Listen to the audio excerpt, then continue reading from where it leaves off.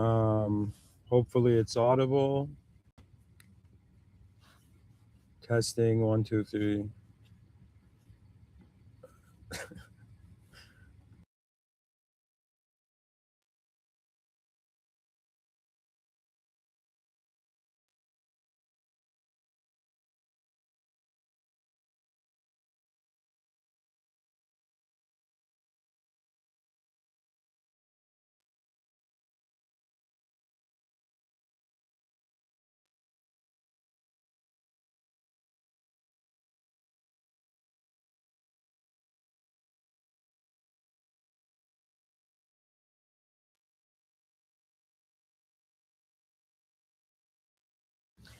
All right, I just checked the video. Audio should be okay. Let me know if it's not. Let us begin. In the name of God, the most benevolent and the most merciful, in honor of the original unconditional moment that all conditional moments have arisen from and will return to, in honor of the world host and the system admin beyond the world room. Hello, everyone. To dive into this, today's lecture is a very interesting lecture. Aside from that, I got to tell you something interesting. Right now, there's a complete power outage in my building. And I was about to just go inside my building, and then suddenly all the power from the windows and everything, like all the power is out from the building. So, only my phone's data and me and my laptop are like the technology I have access to right now. But there is a title. Oh my God, the power came back right now. But I'm not even kidding. It was like 15 minutes. But it doesn't matter. We've started this lecture. I'm going to continue. An unknown moment is being I. One of the coolest sentences that my mind has forged in this life.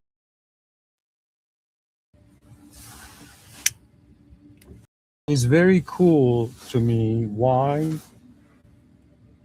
Simply because we are experiencing.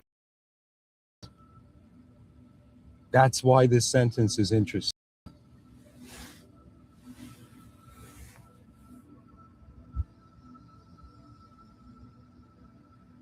We are conditional entities in a world that we're trying to conditionalize, but this world is too big. We are legit positioned as the small and big, apparently, at first. Now, there are 8 humans on this planet, okay? And I have a feeling that very few humans on this earth have this perspective that I'm sharing, okay? In some sense, so contrary and uncommon to how everything has been conditioned, that the moment I realized this view, it has revolutionized my life, has brought a strange cheer to my moment, sort of unconditional. It's very strange. I feel like my soul is smiling when I notice this. Okay, you see, usually we say we are an identity, we are a sense of self that is noticing the unknown. If an alien landed on this earth and was, man, you seem to know how to talk, like explain what's going on here, you seem attentive, I will say pretty much what we see going on from a position of objectivity. That means, let's consider it this way, that there is an unknown objective place. And then in this unknown objective place, there emerges an unknown objective self. Now, this unknown objective self notices itself and positions itself as a subject. In the same way, in the future, perhaps human beings will become at some point in early evolution, subjective experience justified what moves, not just an unconscious objective movement. So, unknown objective world and unknown objective self arose. Now, that unknown objective self became conscious and became a known subjective self. And now, when it looks at the world, because itself is subjective, has to also be subjectively comprehensible. So, what I'm telling you is that we're in an unknown world, unknown beings. A certain aspect of reality has become known, and we have focused and zoomed in on that little aspect of our moment, the idea of ourself as the owner of the whole moment.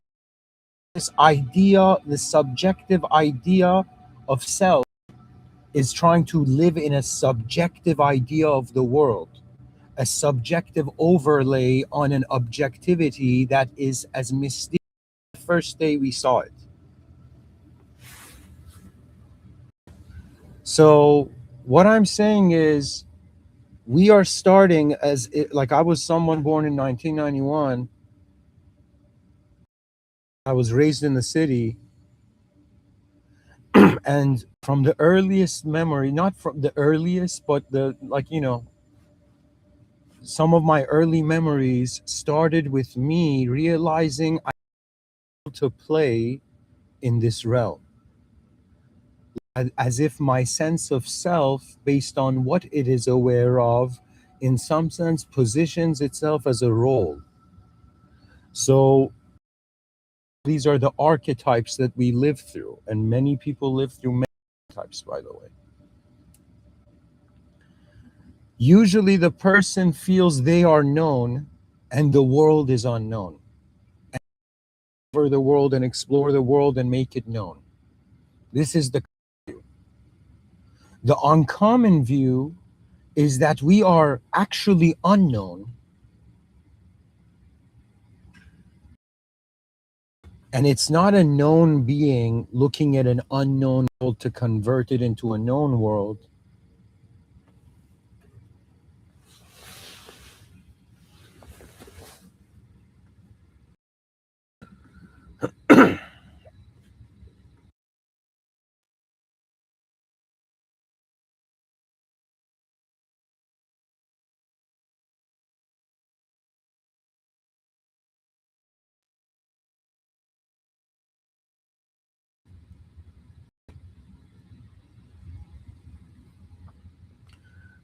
In the same way,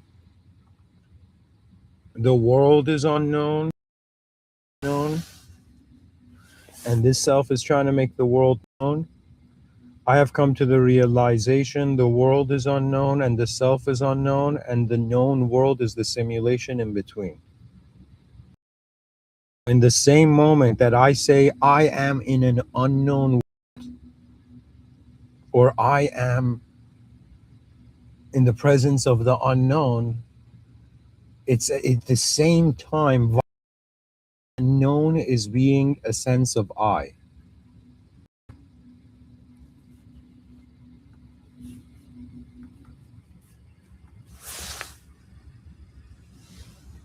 That to me is fascinating, and it is very liberating. Why? Because my whole life was occurring under this program of an impression that I don't know myself and I need to know myself.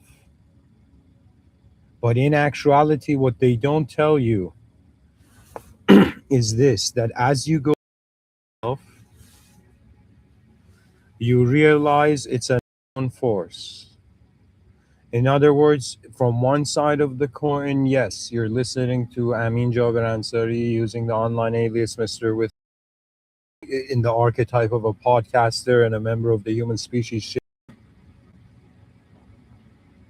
But from another angle, you have been witnessing, and so have I, an unknown force, unknown world. That means the real life, the honest life, seems to be that we are unknown selves in an unknown moment.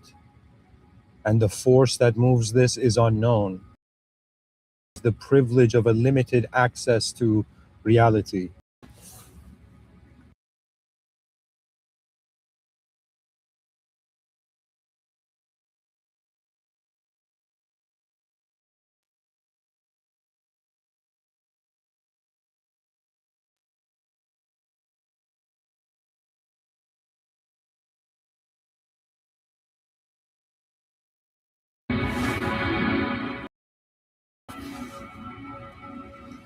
So, what implication of this? In the same moment that the known is interacting with the unknown, and the starting point is from your identity,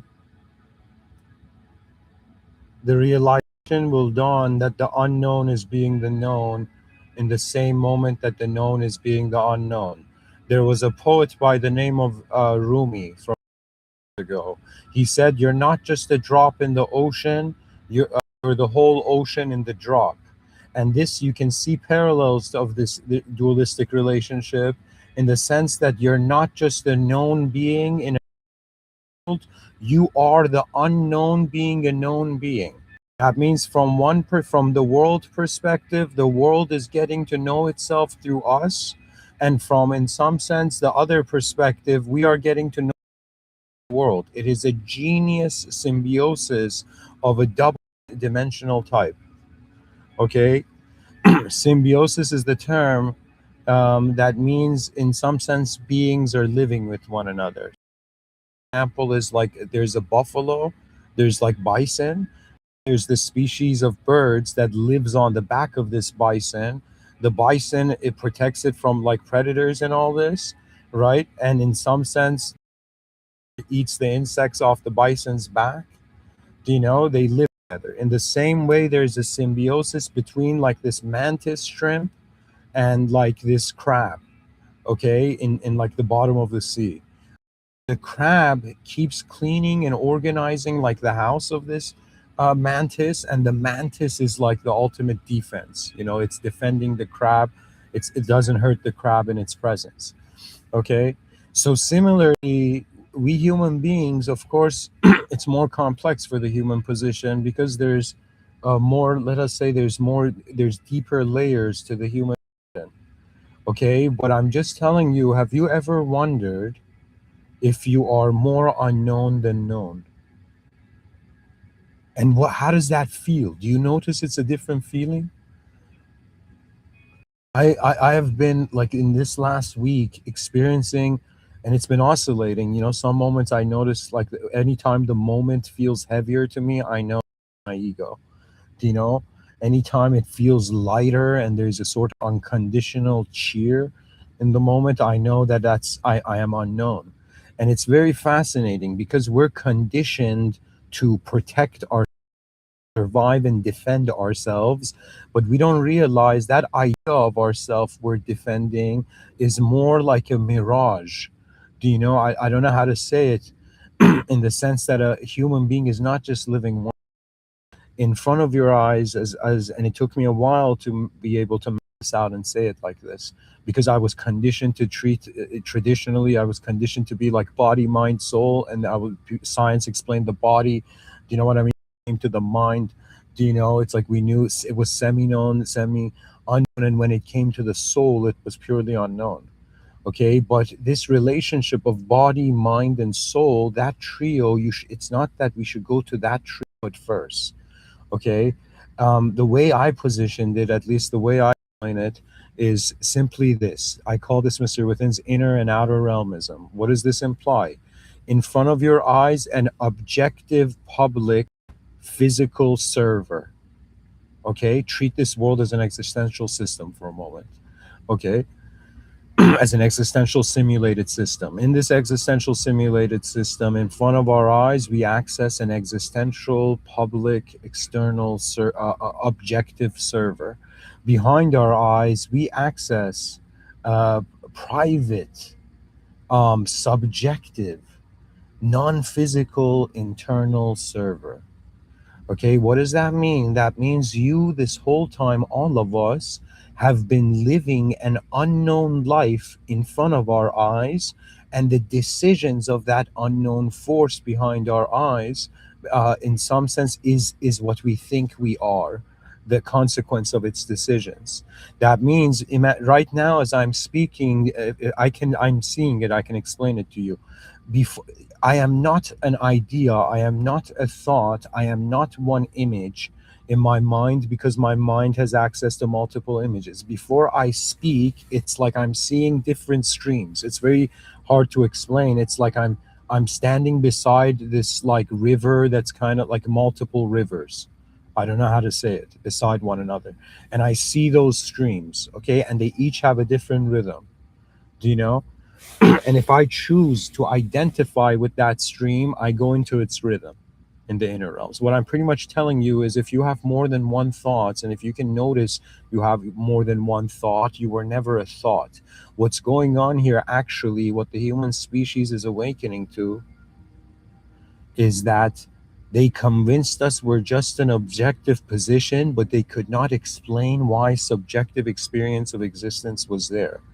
We can explain the conditional, we cannot explain the unconditional. The awareness to existence is instantaneous, and awareness is not in some sense a form that can be compared to other forms.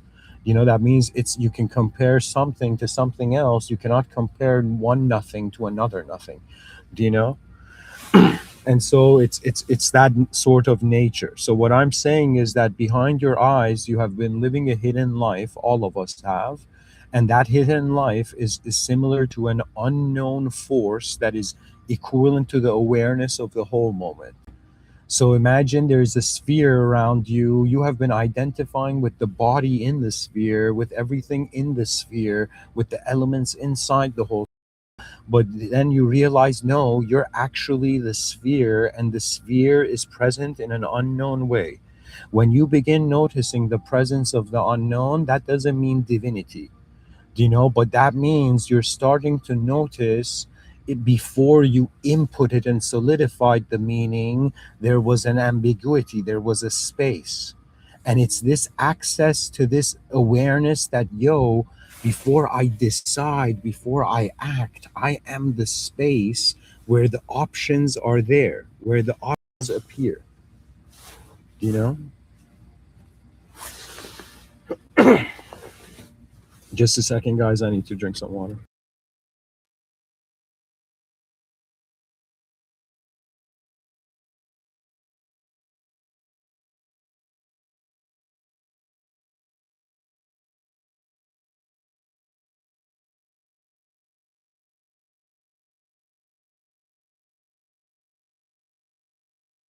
For me personally, as a child, the unknown was fascinating, not just because I didn't know what it was yet, because it was a suggestion that the moment could move differently. And as someone who has lived 12,500 days here, I'm starting to realize that the enforcement of having to be a specific subjective position all the time is highly unnatural. Okay? And of course, the situation, as I've said before, it's like an outdated biological technology designed to like function in nature, is now inside a sort of man-made structure that is unnatural to it, and it wonders why it suffers. We suffer because we identified with a tool that we used. We identified with language. And really, I'll tell you something which is hilarious. The only reason human civilization exists is because the subjective, the linguistic identity can see itself being different. So, what I'm telling you is, imagine you used the hammer back in the day to fix something, but you held on to that hammer so long that you thought that hammer was your hand. Okay, so right now, when we look at 2026, you're seeing human beings that were using a sort of ideological method of trying to manage the instability and uncertainty of their lives, but never forgotten that they are not the idea of them. That means, have you ever thought about it? That does an idea, a thought, or a view is a part of the moment. It is not the whole moment. But when the person says idea, it's like an idea is owning the whole moment. There's a saying in ancient cultures where they say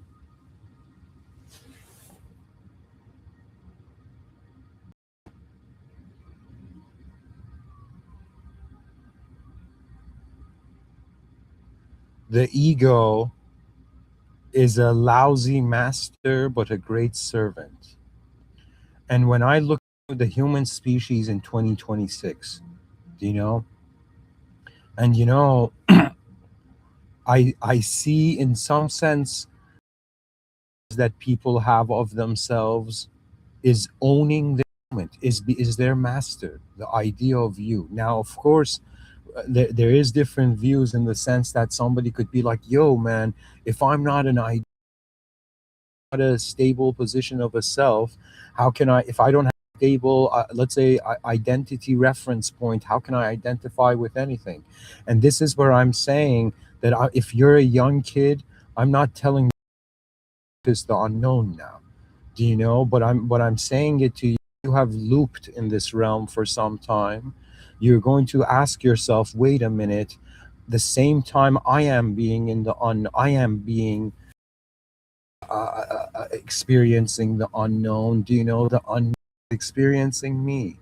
Do you know that means if my whole life I thought that fame and status meant in some sense others acknowledging you, and especially if you're someone raised with introversion and shyness, you have not had your sense of self validated. So it's easier to look beyond that sense of self. Do you know? But I'm trying to say, realizing that an unknown world is being this idea of me is in the is being the presence is present the same moment that the idea of me is present. It's like the same moment I am being in an unknown world, an unknown world is being in the idea of me behind my eyes. Do you know? And to me, there's a brilliance. There's something very beautiful about this. I don't know how to say. There's something fascinating about this. That yo, man, I thought I was a known being in this life. I had to get to do specific known things to become something specific in this specific known world. And when you realize human beings named this place, I don't know. For me, it was very funny. It was very funny that I saw this scene in my mind. Do you know that our earliest ancestors, they opened their eyes and they're like, "Yo, where are we, guys?" Do you know what I mean? And they're like, and no, everybody's like, "Okay, this doesn't make sense. We have no clue what we're looking at." And some dude's like, "All right, guys, let's lie to ourselves, so at least it's manageable. Let's just say this is Earth, okay? Let's just say this is us, And it was as if stories began fulfilling aspects of this unknown experiencer that it hadn't before. Do you know?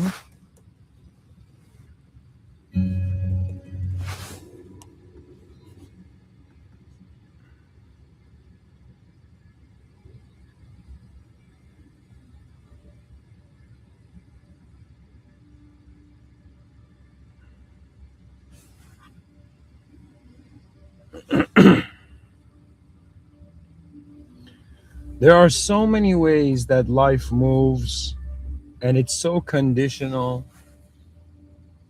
But I don't know. Maybe you guys one day will feel what I'm feeling, where everything you held so dear, everything you valued so much, everything that was causing you, let's say, stress, anxiety about how everything should happen, how should it be, it's as if you realize, my God, the unknown has been moving the known.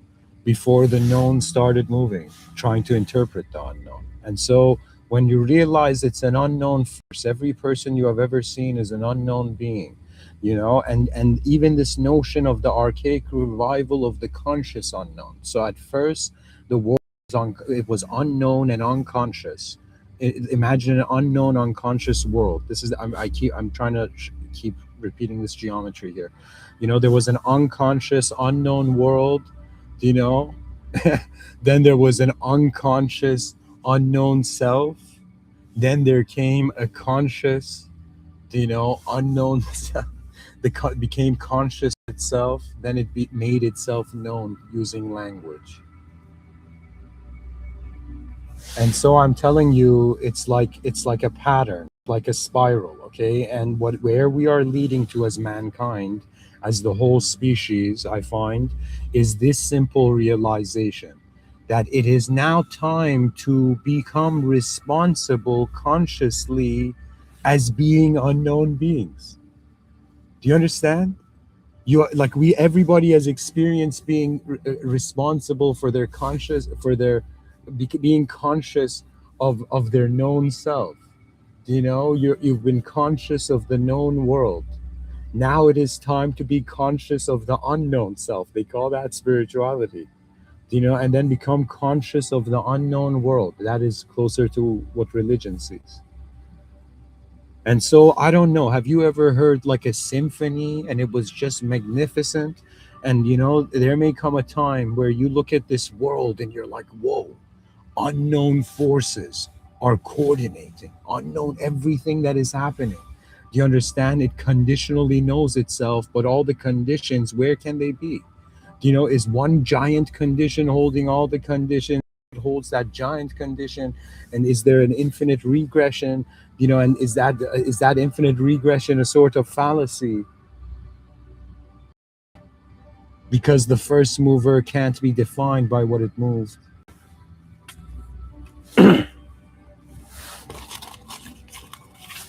There is this argument. They say this is Kalam's argument, but pretty much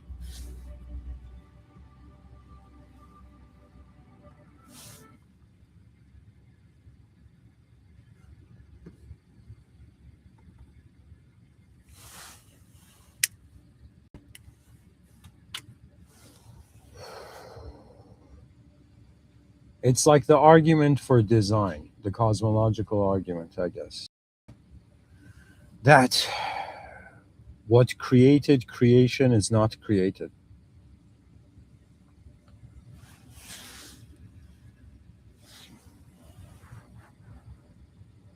Or think of it this way: the first thing that moved a domino is not a domino because a domino can't move itself.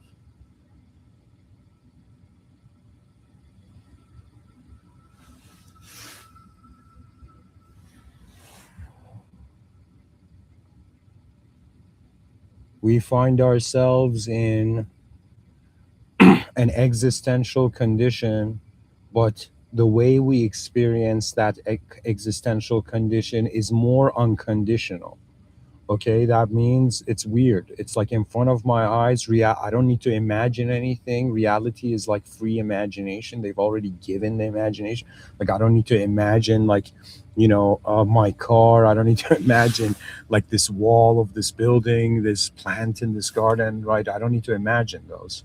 Okay, but there is something very fascinating that the mind lives ahead. Okay, and the activation of one's inner life, it has to come from the fascination for something beyond the outer life.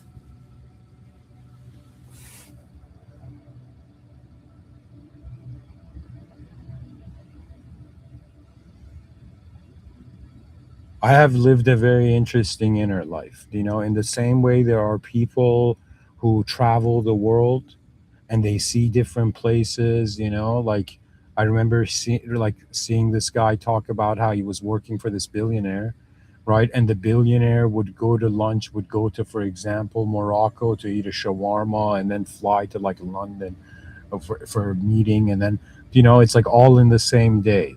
And then I was looking at myself and I was like, okay, if there is traveling in the outer realms, Is there traveling in the inner realms, right? And then I realized that traveling in the inner realms is very different. When you travel in the outer realms, the world is like a fixed context, and this concept is moving in this fixed context. Okay? The world is like a room, and this concept, like the self, is moving in this room. Okay? But in the inner realms, it's very different. In the inner realms, you have there's an ability, there's a capability to, in some sense, move through different contexts. That means it's like, yes, from one view, I notice my physical body in a physical world I'm standing on, but internally, I can shift the context. I can suddenly wonder, wait a minute, I can't put my mind on the table for others to see. My mind is not objective, and in some sense, the context of the mind is different.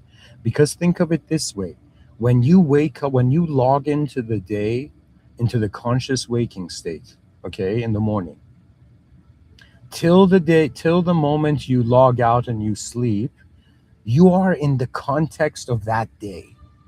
Your idea is moving in the context of that day, and then you go to deep sleep, and then you wake up the next day, and then the context can be different. Do you know? And of course, there's deeper realities to humanity. Like there is an, we cannot ignore emotions also being different than just thoughts. For example, Buddhism sees it that when you pay attention too much to a thought, it becomes an emotion. But for me, the explanation of an emotion is the relationship. So think of it this way: imagine there is a 2D body, a 3D mind, and a 4D soul. Okay? A 2D self, a 3D self, and a 4D self, all of them in the same moment. Okay? And so it's like wondering about it's like when you wonder about the life of your body, you notice the life of your mind. When you wonder about how your mind is living, you notice the life of your soul. How do you notice the life of your soul? Because you can be aware of objects and subjects simultaneously. That means I am aware that I'm being a physical being in the exact moment that I'm aware that this communication is I'm communicating is arising from a subjective reference point of me.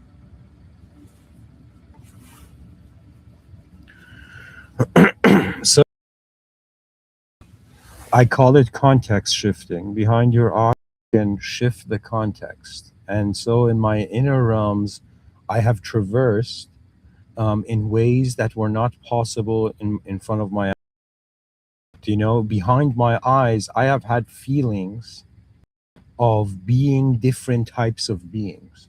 There was, especially in 2013, okay, I remember I was walking, on the, and I don't know how to tell you how vivid it was. It was as if I felt there was a version of me, do you know, like somewhere else with, do you know, and just like glowing eyes, not even eyes like the way human eyes, right? And it had a specific kind of like, I don't know, clothing and all this that was so then, right? But it felt like in my inner realms. Think of it this way: in the outer realms, your body is fixed, right? That you identify with different subjective positions, subjective senses of self. In Okay, it's like, I don't know how to say it. It's like it's not that like the subjective self is fixed. Behind my eyes, I have identified more like a witnessing the whole, seeing the different senses of self. Because when you identify part of your moment, then you have a particular relationship with everything in your moment. But when you, I don't know how to say it, when you are aware that you are the awareness of objects and subjects, like this sage said it long time ago, are like clouds that come and go in your clear sky. So that's the thing, you know. Think of it this way: in front of your eyes, only your body can relocate. You can travel in this. You can't like change the world with your free will. Like, you can't raise your hand in the air, or like, do a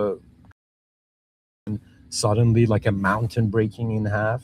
You can't do that in the outer realms. In the outer realms, you can move your body, but in the inner realms, you are an awareness that can constantly reposition yourself, which is the conceptual point, and the world, which is the contextual point.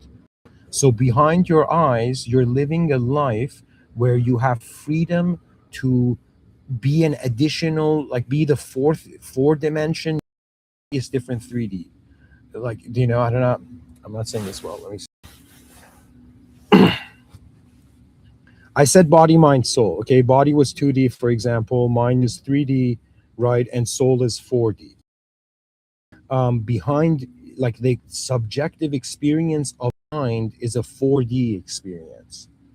You know, we're not just one idea till the end of time. If we were just our idea, to notice any other idea, you should just be contained in that idea. But we notice various ideas, we notice various ways. Or think of it this way: if I tell, if, like, okay, try this out, guys, and imagine the food you ate yesterday right before you go and eat it, that plate of food or container of food rising into the air, floating right before you eat it. Okay, now your eyes are closed and you're remembering yesterday visually exactly. Okay, and you're even capable of imagining your yesterday's memory, like the food floating in the air. Do you know? This is the permission of, mean, you are what you are experiencing behind your eyes. You are more an unknown experiencer that notices these coming and going. So, for example, when I give talks, even right now, I mean, granted, I've been doing this for years, so it's become very normalized and automated for me. But at first, um, it was more like sitting still in the moment and not doing anything and just watching. I don't know why, but there's time I've had an ability to watch my inner life before I decide or act upon it. And I think the reason for this was, introverted and shy, I identified more as an observer in reality than a participant. But that had its advantages, because I noticed that I'm not just observing an objective realm, I'm also a subjective realm that can be repositioned by my intention, by my attention. That means I can right now, like, say, imagine a flying car, and my mind can actually see that image of a parked between two skyscrapers, or like in clouds or something. So the mind is very different than the body. The mind has a sort of instantaneous, the mind, in my experience. I have identified with speeds that I have never attained in the outer realms. I've even in dream states. I had a dream once. I was in this dream, right? I went underwater. And I was just running, running, running, and then suddenly a part of it went underwater, and I was running under, like, super fast underwater. I don't know how to explain that feeling to you. But I have sport asthma, so when I run for like 20, 30 minutes, I start panting, right? It was a very fun dream. But it was clear to me that my mind can simulate experiences as the outer realms and modify it. And when I tell you that your mind is like a blessing from the system admin to live ahead before you physically enter. It's like, you look at a store, your mind can wonder, is the store open or closed before you enter it? This means this whole time, human beings have been living or have been analyzing fictionally nonfiction to update the nonfiction. Okay. And I say fictionally, why? Because in the inner realms, your identity is not limited to your body. And we see this in culture, like Some people get scared. They're like, yo man, these young people are identifying as demons. They're identifying as demi-humans, like they're putting cat ears on. They think they are actual animals. you know it's like, yo man, that kid is identifying as a robot. you know and so it's that point where human beings are realizing and becoming more sensitive to the flexibility of their inner life. But if we want to have an efficient function, okay, with the consideration of all of our dimensions, keep this always in mind. The poet Rumi, they asked him about good. He said this about good and evil, but I'm applying it to the inner realms, this metaphor. They asked him about good and evil, and he's like, buddy, good and evil are like the wings of a bird. Do you know what I mean? Every moment you can notice something good, every moment you can notice something bad. It is your conditioning's choice, really. It's based on how you're conditioned. So for me, the most efficient way, in some sense, functioning in this reality is that your outer realms is like one wing, and the inner realms is like another wing. And when these are synchronized and you're flapping both wings at the same time, you become a capable person. Okay. Now, granted, some people, you know, they live more in their inner realms than their outer realms, and some people live more in their outer realms than their inner realms. Right now, there's human beings who know who they are. There are human beings that don't know who they are. Then there's human beings saying, yo, we're actually unknown beings here. It's an unknown world. This storytelling operation has convinced us for too long. And it's not that we should get rid of it, but we should, like, get rid of your bicycle. It's like go and buy a bicycle. You know what I mean? You don't need to get rid of the bicycle. The bicycle can be there. Do you know? That's the thing about life. We seems to be a matter of an unknown force choosing the direction of its attention.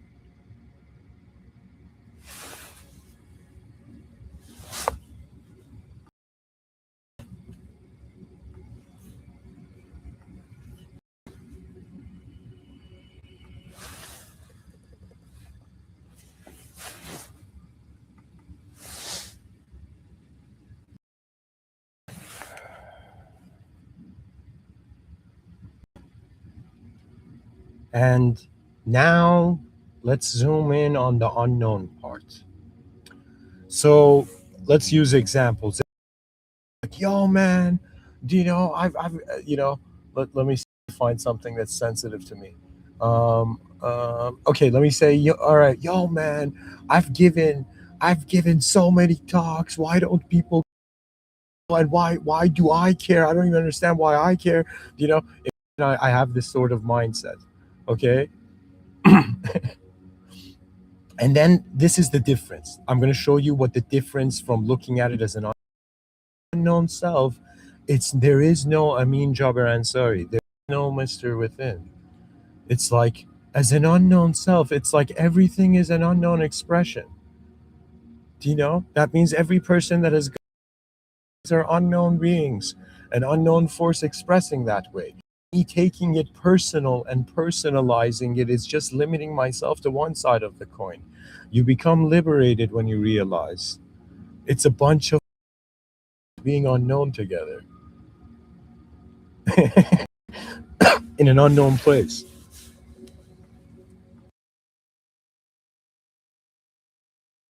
As simple as that. That's I think that's why I told you it brings a strange. It's like I'm like, yo, man, that person that upset me and I hated, it was just an unknown force happening. And that was the best of that, you know, condition of that entity. Do you know? And so to be as to look to wonder about a species that is not just responsible, okay, for for is not for its known life. It's like now I find that the species, the other wing needs to start flapping and becoming responsible for as an unknown being. Do you know that means if you, buddy, let's say You're someone who loves the species, loves the potential of the species. In your mind, you've received visions of how advanced everything can be, and so you know the potential of your species, even though you might not know yourself in this lifetime, but you know you can see the potential of the species.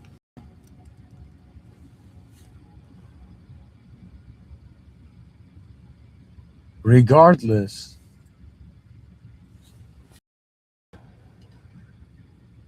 to have the grace to let the unknown be free. That means I will say this to all members of the human species. Just thought we have been introduced to the idea of possession. You know, that in some sense another agency comes and controls the agency you are. Okay, but I am telling you that we, the members of the human species, from one angle, the possessors. Okay, and we are possessing everything. We're possessing our moment as an idea. You know, we're possessing others in our through our impressions. You know, and so that's the thing. You let the unknown be free. This is the most advanced state I have come to so far in my life. In all these views and all these talks, like this is the most advanced simplicity of consciously being an unknown force interacting with an unknown moment and watching the show rather than identifying. So imagine performance, right? And one person in the theater says something you like, and you jump on stage, and everybody and then the world's like, "Yo, man, give this guy karma, get this guy out of off stage," you know. And so that's the whole notion of beings are like this unknown force that is possessing the known to then possessing a known self to then use that known self to possess the world, and then at the end of our life be like, "Yo," you know, and then die, like, you know. So I am saying that, you know, it's a matter of the grace of letting the unknown be unknown. I faith leads to the ultimatum, right? That means you're an unknown being. There's an unknown moment, and they're like, "Yo, man, can you doubt this unknown world as an unknown self?" I'm like, "Buddy, I can't. There is no known self. There's no reference point. Points are simulating, you know, and I can simulate them at any time because I can turn it on and off. I am not just that, you know, because there's an ability to turn it on and off, right?" So it occurred to me that, wow, beings are afraid of being possessed by, let's say, even ideologies, cultural programming, or even, you know, you can think of it even more abstractly, you know. But on some level, what are we possessing? What are we forcing to have to stay time in our experience? And that is highly unnatural, you know, because when you look at nature, things are adapting. That means human beings are not adapting in their inner realms. They're solidifying into a, and then that idea is figuring out, how do I control, you know, the idea of my. It is not the most efficient way. And I have come to this moment where I will say, in the inner realms, you know, any being, you know, I don't know. I really don't know um, who I am before I was. But any being, any soul, any spirit, I'm talking about the worldly realm. I'm not talking to humans here. I'm talking to, in the presence of the system admin and the higher planes. Being enforced to be enlisted in my service, you are free. O world, you are free of me. How dare I, from the beginning of my life, try to chain you in that? O system admin, forgive me. I did not realize. Your majesty lives on in the unknown. The greatness of worlds found through the ability not to let them go, but to release them in a way that is not emotionally attached. That means I am starting the most important I got to do in this life. It is to free the majesty and the potential and the greatness of the unknown, the limited known ideas that humans enforce the loop. To free the unknown world from yourself. Not when will my known self become free of this unknown world?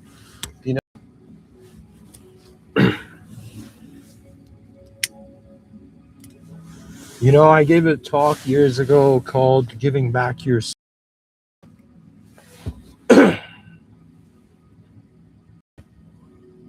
Now the known self returns to the unknown, and the moment is. I am releasing the moment from myself, rather than trying to release myself from the moment and go in that side of the coin and live as a specific idea in a specific room and wonder why the world is colorful anymore. The unknown life, folks, to consciously live your unknown life is an incredible achievement. That's the advanced humanity right there. Anyways,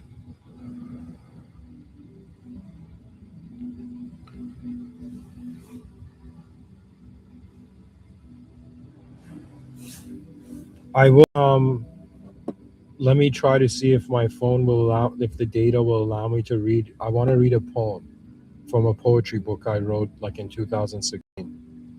I wrote a bunch. And guys, I did something cool like nobody, like this is one of those things, moments I was in only. I took a pen and I wrote so many.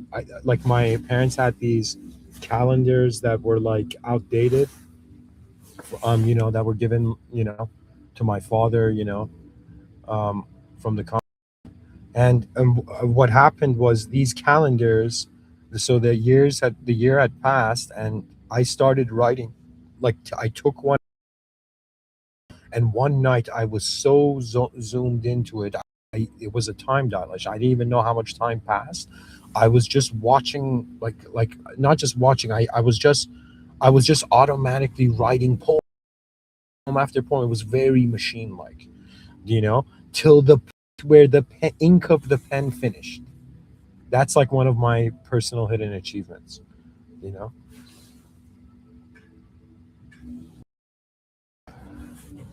So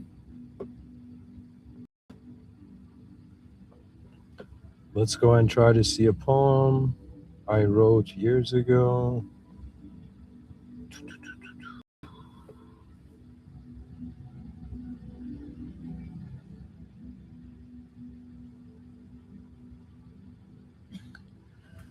So there's 6 books, okay? um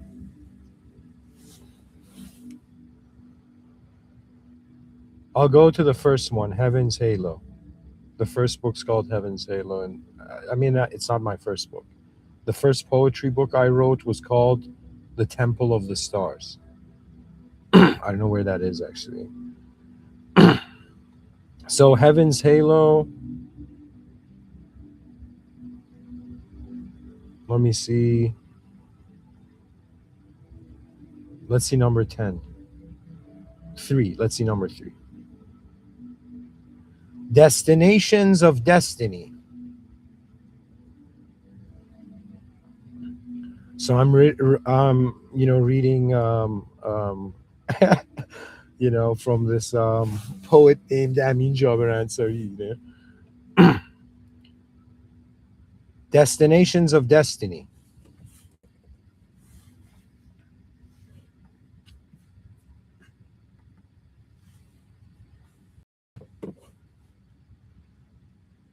Do you feel these words are enough to show the universe beyond the books? Why are pictures so important when selfies hide the true self in the eyes of others? Can this world be a divinity beyond thought? What makes an apple into a formula? Has a monkey, in thinking it's a monkey, forgotten the monk that was tired of the monkey business? All beings are loved by truth. The next time you look in the mirror, see the universe within you.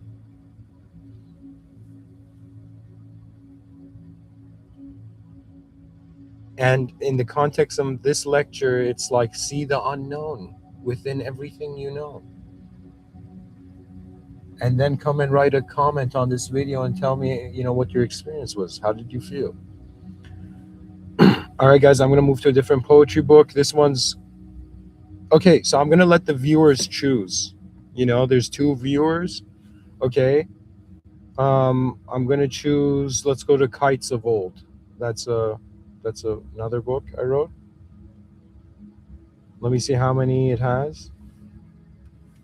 How many poems it has. It has 33 poems. So, guys, this is, I'm opening it up to the viewers. You can choose a number out of 1 to 33 and I'll read it. I'll read it for you. I'll give it a minute.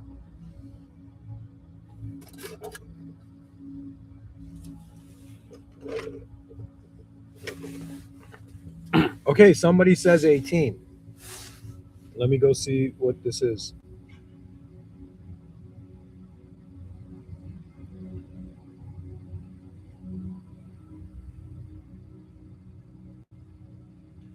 Randomity's Gift.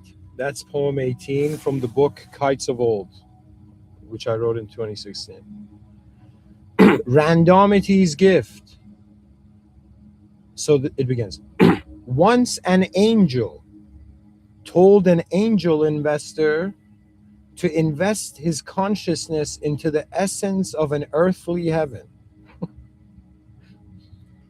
What makes love look in the mirror and only see cosmic activity? Did you know that life is one-sided? What does that mean? It means you are free before language could turn into burdensome dismay. I am a free soul only when I know the soul is already free. Before I open my eyes, who wants to go shopping? Okay, I don't know. I wrote that. Okay, is there anyone else? Anyone else wants to choose a number between 1 to 33 and for me to read? I like that part. It says, I am a free soul and only when I know the soul is already free.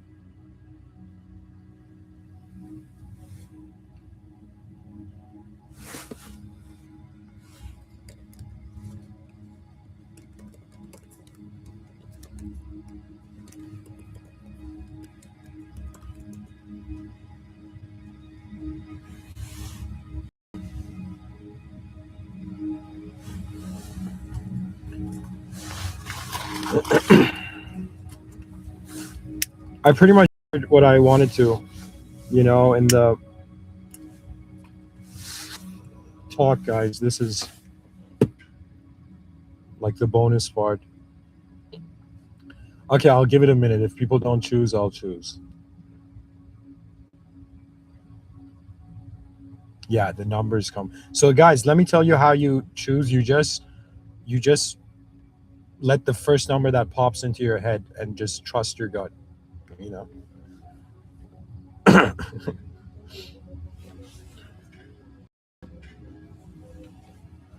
until people decide. There's different books as well. Like one is called Rahmana, one is called Endless Roads, one is called My Solaris, one is called I Am No Body, what is space between the no and the body, and then Heaven's Halo, and the Kites of Old, which we were on.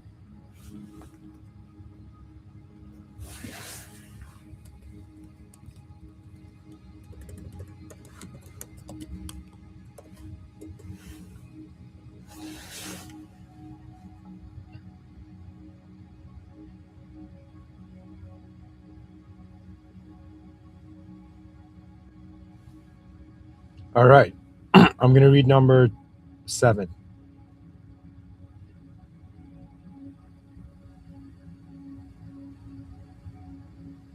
Wow, number 3 has a next level name.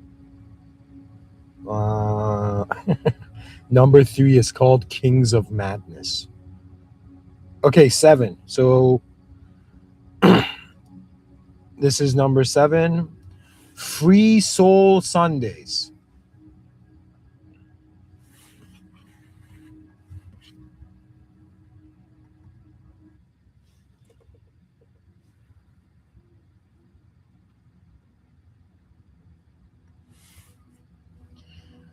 That's the name of the poem from Kites of Old.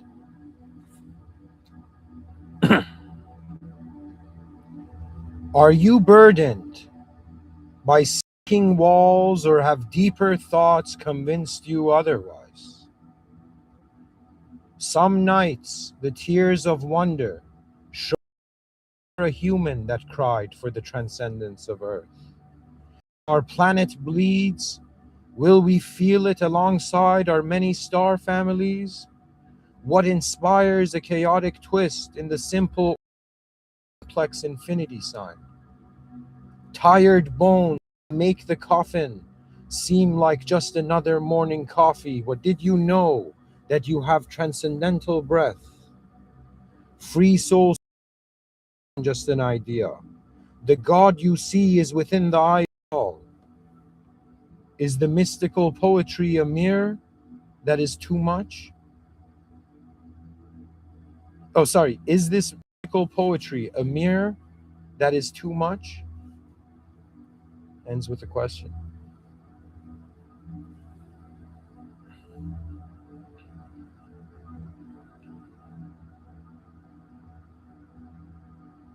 Okay, I'm gonna read Kings of Madness. I don't know why I just out of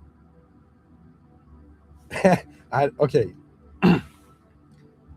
So Kites of Old, poem number 3, Kings of Madness. Once a great king could not see the same greatness within others. Could his subjects to him all be objects? What makes the man forget the sun? Out of nowhere, a phoenix manifested to guide the ignorant king. The phoenix spoke through flames that neither burnt for the past or the future. In quotations, "O dear king, if you were a candle, who are you burning for?" In an instant, joy began to throw the throne and crown into the joy of creation. When the creator knows where it is, the here and now is free. The kings of madness in one moment can transcend all hierarchy.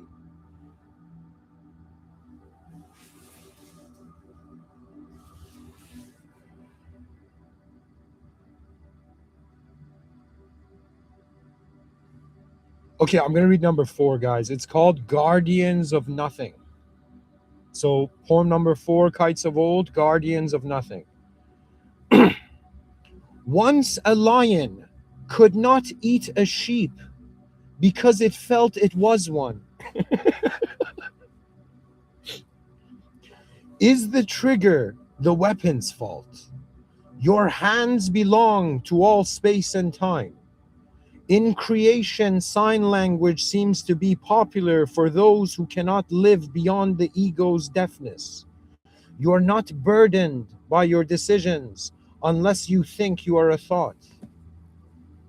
The guardians of nothing acknowledge a changing world before ideas.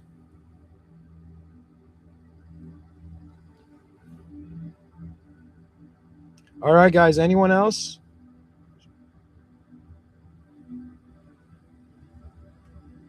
I feel like reading one from the book series, the poem poetry book Rahmana. I wrote it. What did I write here? Part of the Divine Notes series.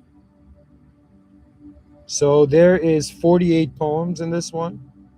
So choose between 1 to 48.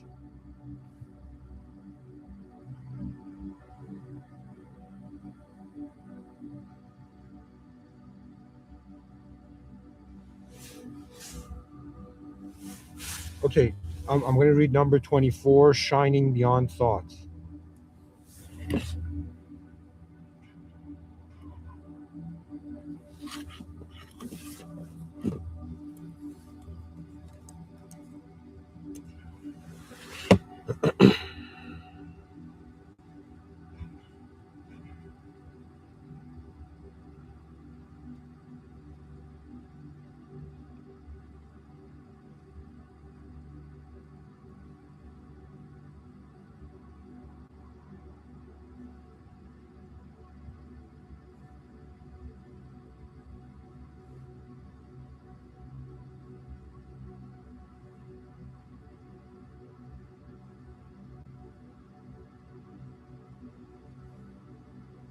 Okay, there we go. Shining Beyond Thought from the poetry book Rahmana, poem number 24.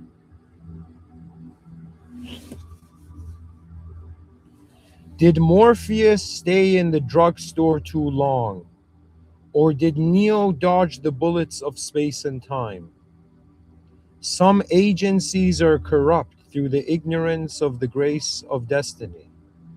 The greatest acknowledgement is a world that breathes at once. What shines beyond thought? Can starlight think? What gives the madman a key to an open door? Do not be convinced by temporal words when your presence eternally speaks. Who has written these words? For neither the ink is mine or the page.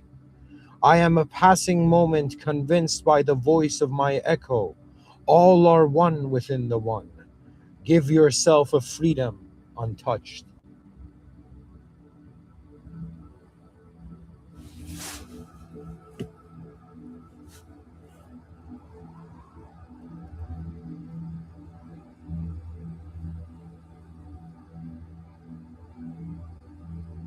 Okay, so last one I'm going to read, folks, and then end this. It's number 28.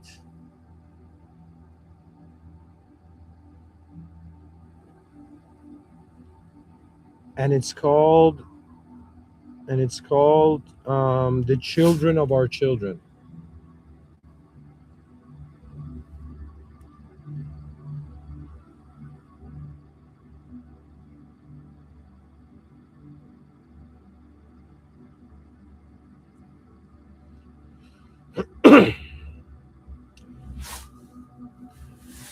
So the children of our children. The poem begins. Once, let me change the song.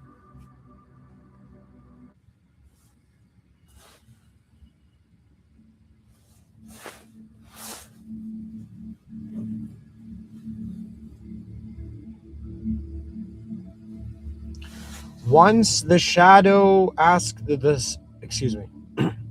Once the shadow asked the sun, "Why am I here, Father?" In that moment, as the universe began crying, all existence fell to its knees beyond religious allegory. The heart opens once your vision does. What gives the moment an ability to write in utter emptiness? The light bulb perhaps burned itself. Or was it electricity's fault as it marched instantly through the walls? Be so kind, man, be so kind. Mankind blesses you with the endeavor that ends the search of eons where it began from. The heart of life is one beat beyond the pulse. Do not forget who you are. And guys, I'll end it here. And that last line, do not forget who you are. I guess it fits to the context of this episode. The known self suffers, the unknown self witnesses in fascination. And once you remember the unknown and become fascinated by how much more everything is unknown than known,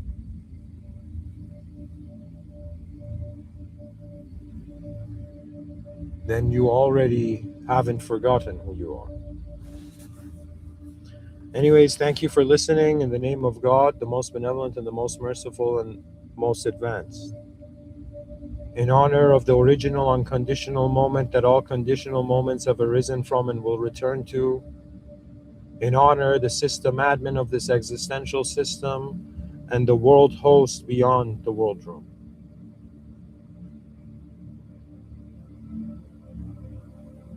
Rise, mankind, rise in the new fascination that faith in the unknown is the next great step for the human odyssey. To consciously,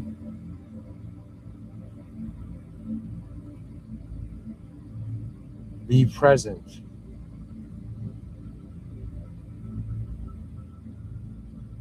in the whole unknown.